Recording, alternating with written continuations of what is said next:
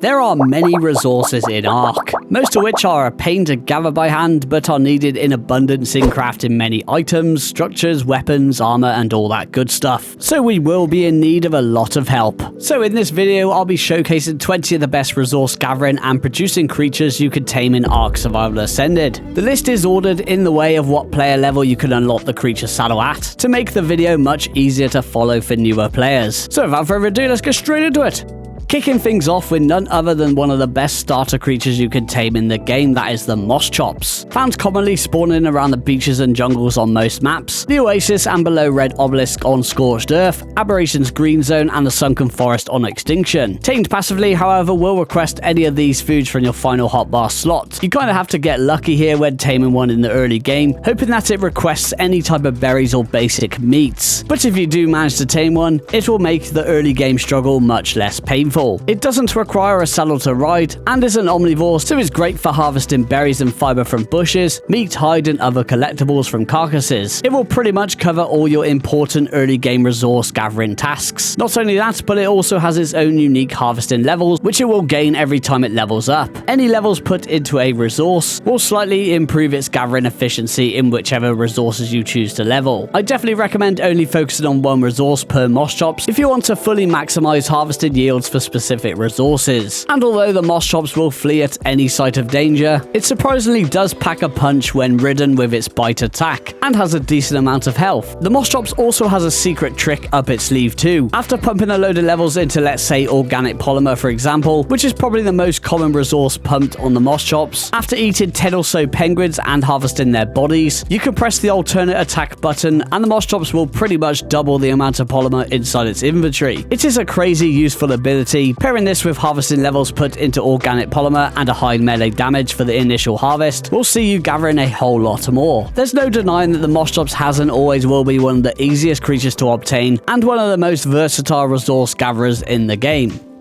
Up next we have the Stegosaurus, which is a medium-sized neutral herbivorous dinosaur. It isn't the best gatherer by any means, but it is a very common and accessible tank that newer players can obtain relatively easily. You'll find them spawning commonly around the jungles and grasslands on most maps, Aberration's Green Zone and practically everywhere on Extinction. Tamed via typical knockout methods, preferring regular kibble for the best taming effectiveness, but you'll no doubt be taming your first on any berries that you can find. Saddled up at level 26, which is crafted from the player's inventory, having a high level stego at the early game can be extremely beneficial, with great stats across the board while having relatively strong attacks that deal knockback and have exceptional defensive capabilities. Its only downside is that it is extremely slow and is probably less maneuverable than a double-decker bus, able to harvest thatch, wood and berries very effectively. It has 3 different plate modes, all of which offer it buffs and harvesting efficiency depending on the mode it is set to. Hardened plate will reduce all incoming damage by 50% and is great for harvesting large quantities of wood. Heavy plate mode will apply a slow debuff to any attackers hit with the stego's primary attack and will also boost thatch harvesting. The sharpened plate will apply an armor penetration effect when attacking with the tail whip, which pierces saddle armor and is the best mode for harvesting large amounts of berries, while also giving berries a massive 75% weight reduction. All plate modes protect the rider from being dismounted by almost anything, which does include being picked by flyers. When pressing the alternate attack, it has a secondary tail swipe. With some precise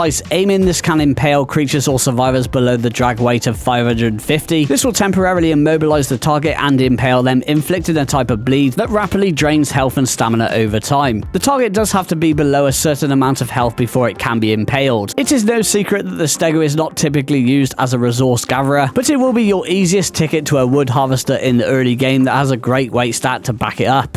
If you are looking for a place to call home, let me introduce you to the brand new TBS server clusters. They have a no-wipe PvP and PvE server cluster, both having boosted rates with PvE featuring a long list of TBS mods and plugins, giving players a fun and immersive experience. If joining the PvP cluster, you'll be safe from harm with offline raid protection throughout the weekdays. The weekend, however, is where the fun begins for some. Not only that, but they offer custom caves and many other enjoyable features, plus they are giving away a whopping $500 cash prize too. What's not to like? If you are interested in joining and finding out more, their Discord servers are linked in the description of the video and in a pinned comment. Now let's get right back to the video.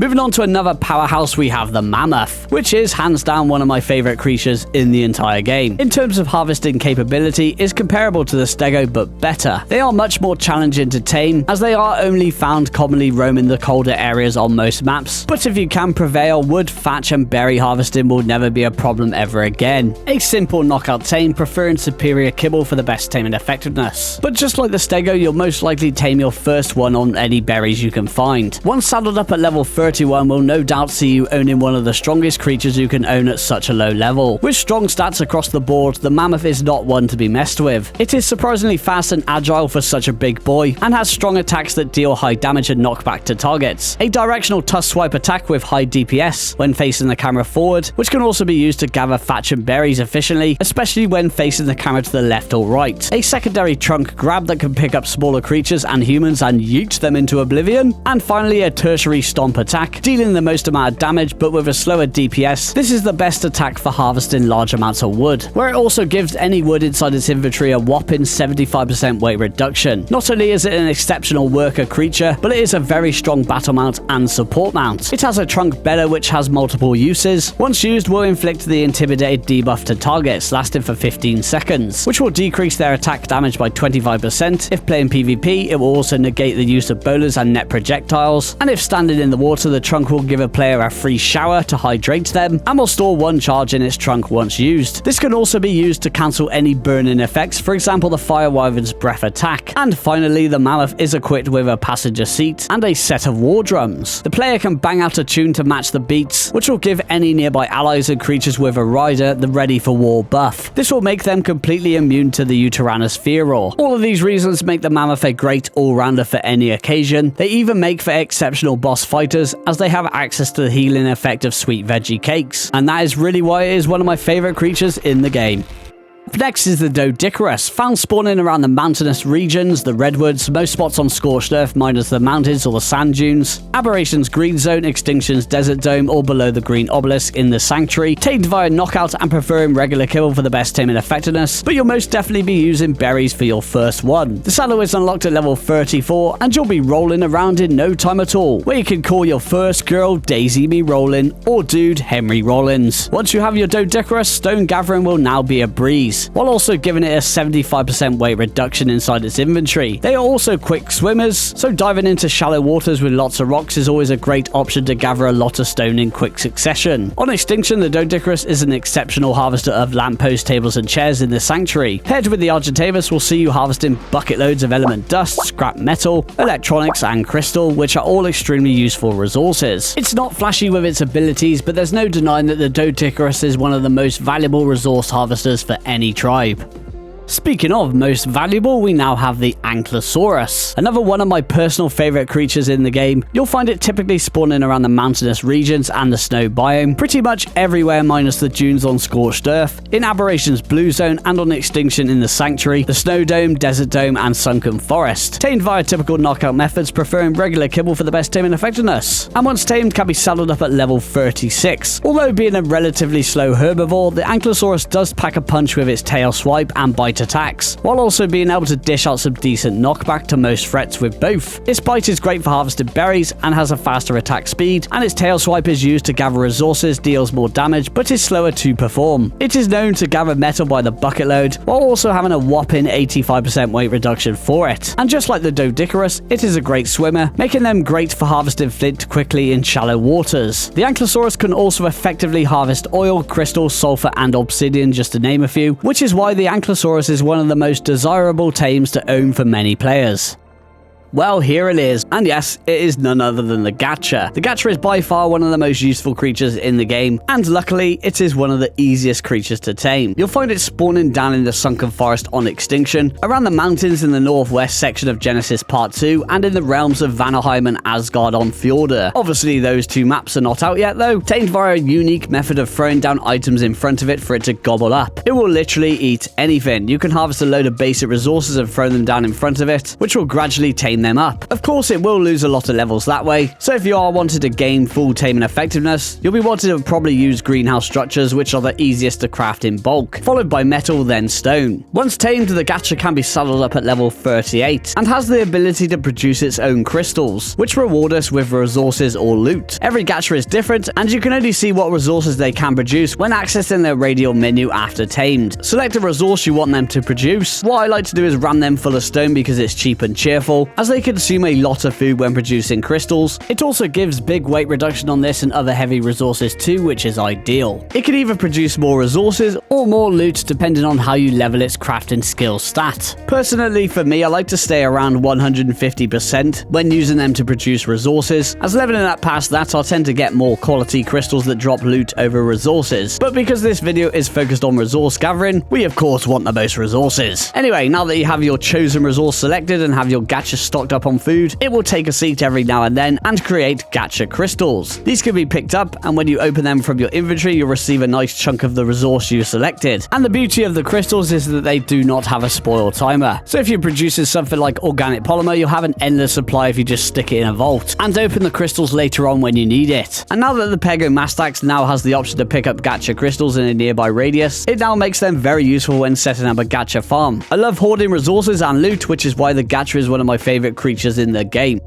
Up next, we have the Beelzebufo, a creature I'm more than happy to add to the list as I rarely get a chance to talk about it. Found primarily spawning commonly in the swamp regions on most maps, can be bowled for an easy knockout and prefers regular kibble for the best taming effectiveness. Once saddled up at level 40, you'll have yourself a very versatile travelling mount, able to hippity hop great distances while taking reduced fall damage. They are also great swimmers too, with the player able to wield their weapons when mounted. The Beelzebufo has 2 lick attacks, and although there is a risk of the creature dying, the Beelzebufo does inflict a good amount of torpor with its licks, applying torpor for 3 times the amount of damage dealt over 2 seconds, and does stack up to 2 times, so can be used to knock out a wide variety of creatures with a little bit of strategy. A straight lick with the primary attack, and an AoE lick with the alternate attack, which deals slightly more damage and is the best to kill targets, especially small bugs, where it has the unique ability of converting chitin straight into cemented paste from these small insects, which for me isn't all that useful on most maps. However, it is extremely useful for farming thousands of cemented paste and chitin from the swamp cave on the island map, as it has hundreds of mega Nera inside the cave. So if you are playing the island map and need a lot of cemented paste, then the Beelzebufo is always going to be the perfect choice. Plus, they are a whole lot of fun to use.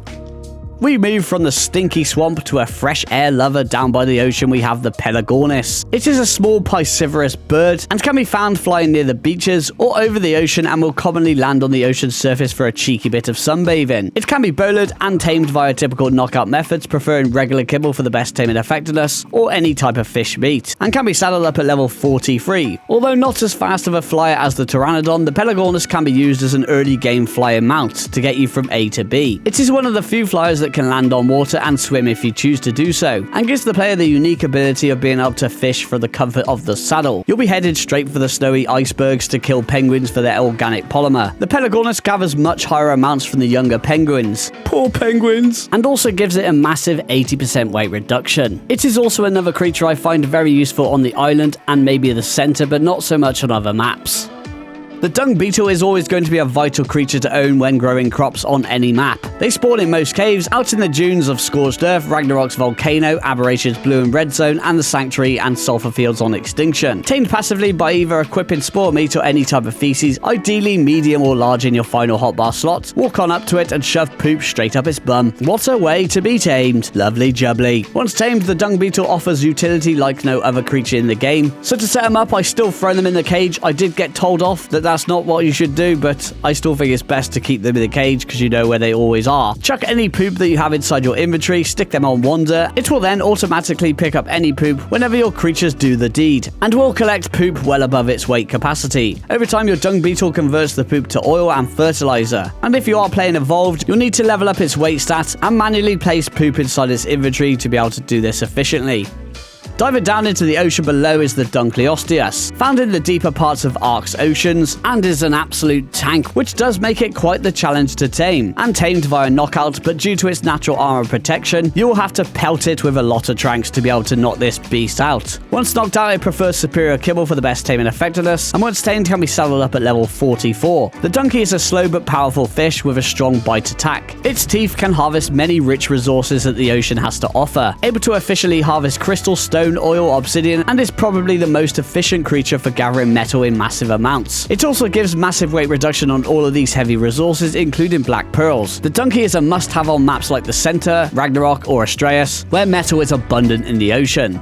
Moving back to land, we have the mantis, a carnivorous, highly aggressive invertebrate, which is probably one of the most versatile resource-gathering creatures in the game. You'll typically find them in the sand dunes on Scorched Earth, or in the volcanic areas and wyvern trenches on later map installments. Tamed passively, where you need to spray yourself down with some bug repellent. Ghillie armor does help, but is not required. Approach from behind, preferring either deathworm horns or woolly rhino horns for in your final hotbar slot. Rinse and repeat until tamed. Saddled up at level 45, you will have yourself a great mount for battle or utility, depending on what weapon you choose to give it. Great for farming metal, flint, etc. with a pickaxe, and rocks and trees with a hatchet, for wood and stone. And of course sickle for fiber, but can also gather fiber without a weapon equipped. But it comes into its own when equipping melee weapons like the sword or the wooden club. Paired with leveling their melee damage stat, a mantis equipped with high quality wooden clubs makes it the best knockout tool in the game. Nothing or no one is ever safe from a mantis with ascendant wooden clubs. Added to that, you can tame up a male and a bunch of females, breed them up, slaughter them, and chop them up with a chainsaw for an endless supply of organic polymer and chitin from the comfort of your own base.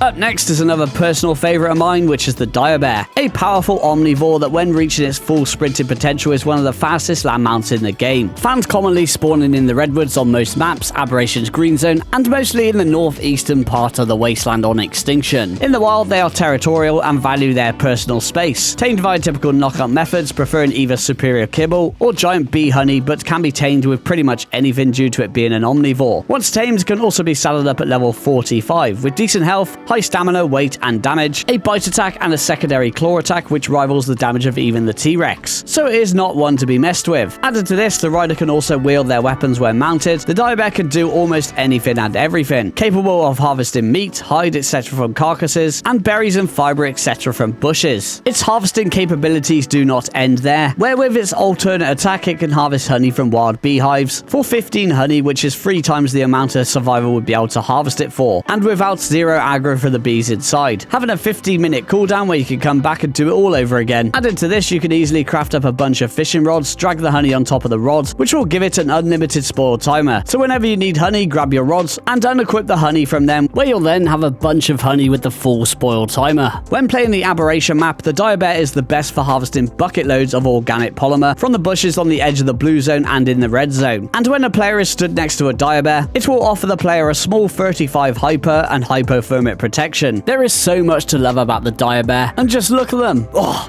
so cute.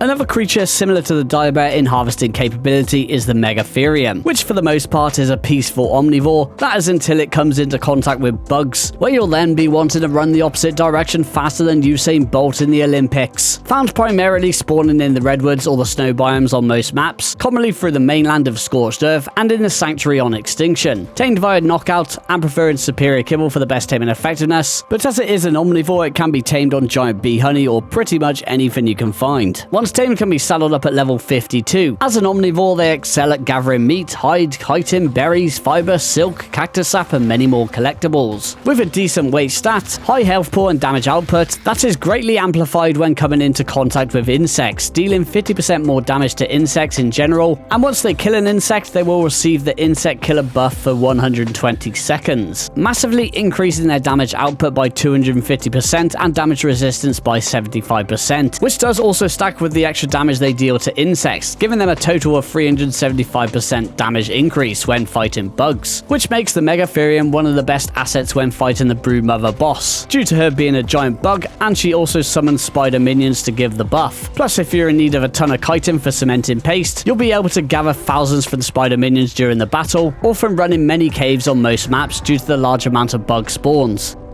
Also found roaming the redwoods, but also the swamp regions on most maps, is the Achatina, which is also a very useful resource producer. Tamed via knockout, ideally with a long neck rifle with tranq darts, to minimize the risk of killing it. It prefers and only eats sweet veggie cakes even after tamed. So similar to the dung beetle, throw it in a cage, stick it on wander, and over time it will produce organic polymer and Achatina paste, which is basically a substitute of cementing paste, creating 1 paste per minute and capping out at 100, where you'll then need to take it out for it to begin producing more. If you ever have any leftover organic polymer, it's always a good idea to stick it inside your snails, as it gives it a 3 times spoil timer and also 90% weight reduction, so it can hold a lot of it for you. You can also use the snail to preserve corrupted nodules if playing Extinction, and although it doesn't seem all that beneficial, if you could tame up a bunch of low levels and remember to take out the paste every 2 hours or so, you will amass a lot of cemented paste over time. Just remember to spare your snails, as you don't really want them to get jiggy with it and pop babies out all over the shop. Unless you enjoy the pain of raising a snail baby, then carry on. We move back to the ocean for this next entry, which is the anglerfish, found typically in the deepest parts of the ocean on most maps, or Aberration's blue zone waters. Tamed via typical knockout methods, preferring regular kibble for the best taming effectiveness. Be sure not to forget your narcotics, as you'll probably be very far from your base once knocking this one out. Once tamed, it does not require a saddle to ride and has a decent swimming speed. It pretty much only has one use, which is quite unique. It can harvest silica pearls with its bite attack, something no other creature can do in the game, so they will always be extremely useful for any maps with a large ocean.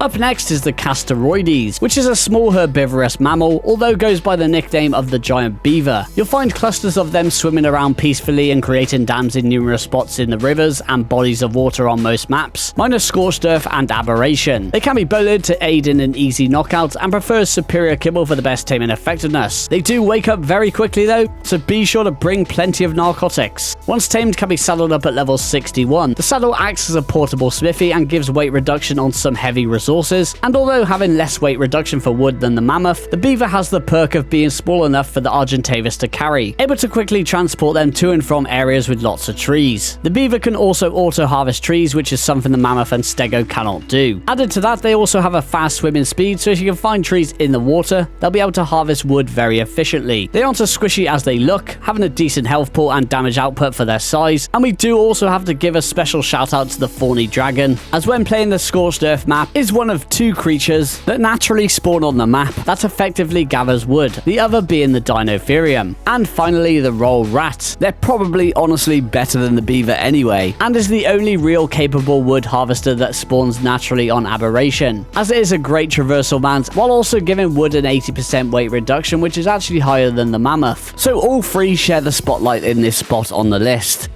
The Therizinosaurus is a large territorial herbivore powerhouse and is quite possibly the most versatile harvesting creature on this list. They typically spawn around the jungle regions and grasslands on most maps, Extinction's Wasteland and the snow biomes on Genesis Part 1, and very commonly in Jotunheim on Fjordur for when those 2 maps release. Tamed via typical knockout methods, preferring exceptional kibble for the best taming effectiveness, with a relatively fast torpor drain, so depending on your taming rates, you most likely will have to keep a close eye on the torpor levels. And once tamed, can be saddled up at level 69, having 3 attacks at his disposal: a bite attack, great for harvesting berries, chitin, especially hide, and many more; a primary power attack, aka the slap, great for harvesting wood, raw meat, and many more; and its delicate attack, aka the tickle attack, which is amazing for gathering bucket loads of fiber, rare flowers, and other unique collectibles. The Therizino will also auto-harvest resources like trees and bushes when stationary or when set to wander, and it will harvest resources much better when not being ridden. The bushes in the swamp are a perfect example of this, as the Therizino can harvest rare flowers at probably 4 times the rate of what it would do if the player was riding it and doing it manually. It's a really good way to stack up on these rare resources. They are also equipped with their own harvesting levels, which can be accessed via their radial menu. With every level they gain, they also gain a harvesting level. You can put these into either power or delicate harvesting, which will boost its gathering efficiency in whichever field you choose to level. Power levels increase harvesting with the slap, while delicate Angelica increase harvesting with its tickle and bite. It doesn't just excel as a farming machine, but as a very powerful battle mount with a high health pool and high damage output that rivals the stats of the T-Rex. But being as it is a herbivore, it gains access to the healing effect of sweet veggie cakes. All of these reasons make it a very popular pick as a boss fighter. It is no surprise as to why it is one of the most popular dinosaurs in the game, and just in case you weren't aware, it is currently in the run-in to win a TLC update, which is probably mainly due to its outdated model, as I don't think it's possible to make its abilities any better. It's just so good. But I mean, I quite like the Fairies model. It would be nice to have a little touch up though.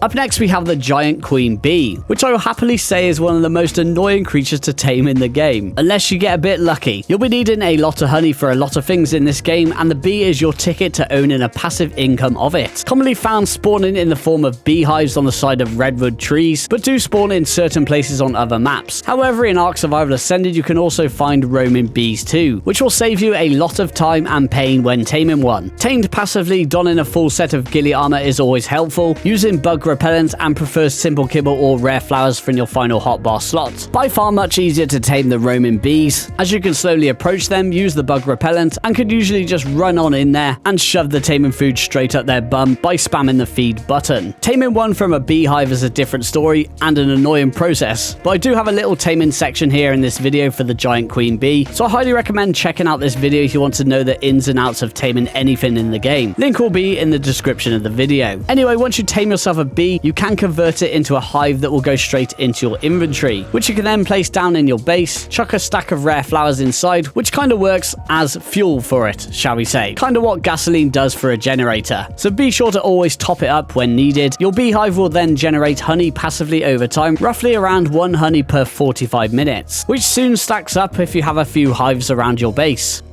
The Phocosuchus is a relatively large reptile that I like to call the sand shark. It moves through the sand as if it were water. It spawns primarily in the sand dunes on Scorched Earth and Ragnarok, but also on the surface of Aberration. Tamed via knockout method, but not the typical type. You'll need to wait until it buries itself and turns itself into a sand pile. The cheapest way to tame it is most likely bringing a bunch of grenades, where you throw one onto the ground, it will pop out of the ground and you can then ride it. Torpor is inflicted by driving it into rocks, but it can kick you off if driving into cliffs, other wild creatures, etc, etc, where you need to rinse and repeat the process until it is knocked out. I do have a quick and detailed guide on how to tame one up. I'll also leave a link in the description of the video to that. Anyway, once you knocked it out, it will prefer exceptional kibble for the best taming effectiveness. Once tamed, it can be saddled up at level 70. It has decent stats across the board, including a relatively large health pool and decent damage output, and although it is relatively slow, it can dive into the sand and traverse terrain very quickly. This is what makes it such a good harvesting creature, and is by far the best way to gather flint in the game. Added to that, when buried and stationary for at least 3 seconds, the Phocosuchus sand pile is completely invisible to any players not in the tribe. When buried, it consumes stamina over time and the player will lose oxygen. Of course, it does have some unique offensive and defensive capabilities too. Its armor provides it with extra passive protection and will reflect small amounts of damage to any attackers. Its primary bite attack causes an armor corrode effect, which increases the damage the target takes for 10 seconds by 2.5%, which does stack up to 10 times. A secondary tail whip attack, which causes different debuffs to tamed and wild targets. If the target is wild, it will flee from the Phocosuchus, and if tamed, it will not be able to attack for the duration of the effect. And finally, it can create its own sandstorm. Any players or creatures inside will have their movement speed decreased. Players will also be dismounted from mounts and will also ground flyers. It also converts the ground from the sandstorm into quicksand. Targets trapped within will begin to sink and will inflict big damage when pressing the primary attack. The damage dealt depends on the health and drag weight of the creature, so the bigger creatures will take more damage. I must admit, I've never really gone out of my way to use the Phocosuchus offensively, but their flint gathering capabilities are too good not to be on this list, and it's a bonus that they are a strong battle mount too. And to close out the video, we have none other than the Phoenix. This fiery fiend is surprisingly one of the most versatile harvesting creatures in the game, and there's many reasons why they have always been a fan favorite for many years now. You'll find them spawning over on Scorched Earth, and they will only appear during a heat wave event. They can pretty much spawn anywhere on the map, minus the outmost parts of the sand dunes, so prep is key. You can fly around with the Wyvern carrying a parasol with its radar mode active and find one before the heat wave even occurs, or if you have access access to one, they show up on the gene scanner from the Bob's Tall Tales DLC pack. But using a parasaur is still the best method for pinpointing the exact location of the phoenix. You can then place down a trap for the phoenix where it should spawn into once the heatwave arrives. I did use Maximus's sweet trap design for this one, so be sure to check out his video if you need to tame a phoenix. Link will be in the description of the video. I did, however, alter it slightly with behemoth trapdoors so I could park my wyvern on top. I definitely recommend carrying around a jabot with you at all times to let you know when the heatwave is on its way.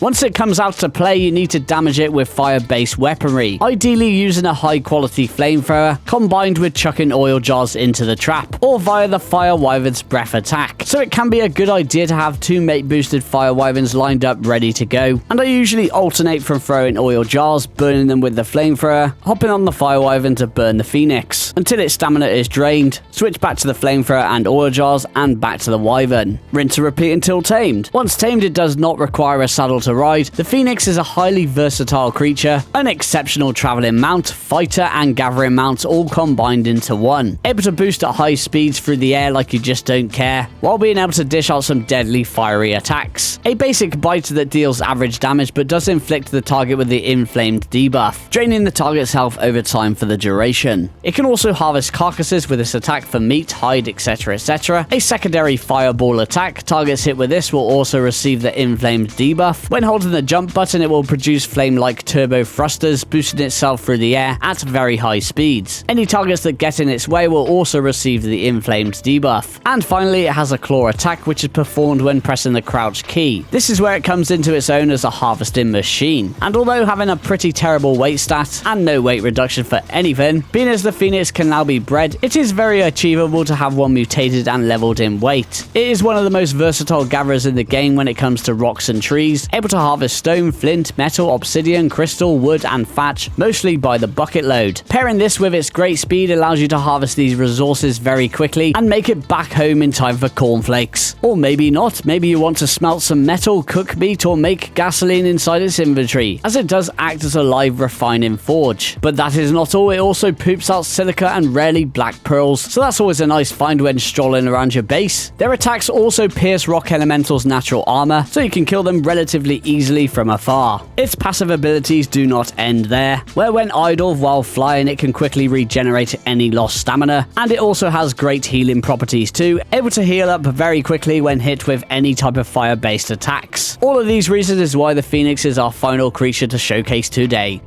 It would be a little rude not to include the honourable mentions, as most of these resource-gathering creatures need a friend to aid them in getting from A to B to hoard all these heavy loads. The Argentavis is hands down one of the most valuable creatures you can tame, and is the most common source of transport for getting your Anklo and Doedicurus to the best spots on the map, while also acting as a portable smithy and having massive weight reduction on heavy resources. The Rhinonafa can pick up vaults, fill it with resources, grab the vault and take it back to base. The weight of the vault is completely ignored by the Rhinonafa. The gas bags does not count as a flyer, so it is the perfect companion to hoard heavy loads with its high weight stats and traveling capabilities when playing both flyer and non-flyer maps. The Karkanos can carry 2 harvesting creatures in its pincers at the same time while they go to town, supporting the weight of the creatures with its high weight stat. That is also going to be the end of the video. I hope you all enjoyed it or found it helpful in any way, and if you did, please don't forget to like, comment, share around and subscribe for more, and I'll catch you on the next one. Take care, goodbye.